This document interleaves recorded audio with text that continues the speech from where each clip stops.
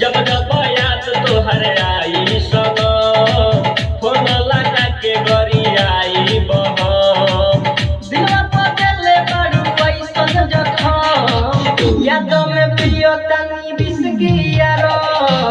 जब जब याद तोहर आई सनो फोन लगा के गरी आई बहम दिलवा बदले बड़ू ऐसन जखम याद में पियो तनी बिस गिया रो।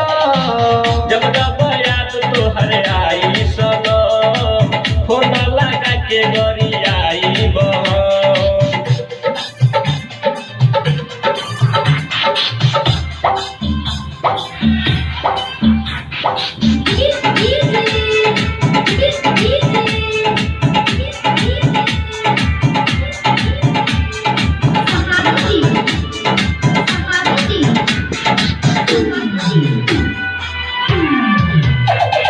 जब से छोड़ के गइल बाड़ू भइल बानी पागल रतियों में नींद आवे नाही रहतानी जागल।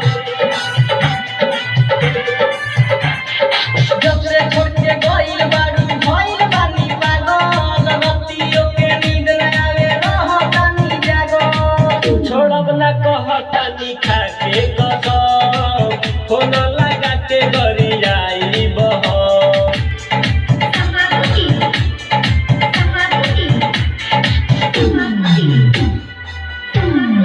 राइटर आंसू नसलेंदर भइल बा बेगाना तोरे याद में रोई गोरी निक न लागे खाना।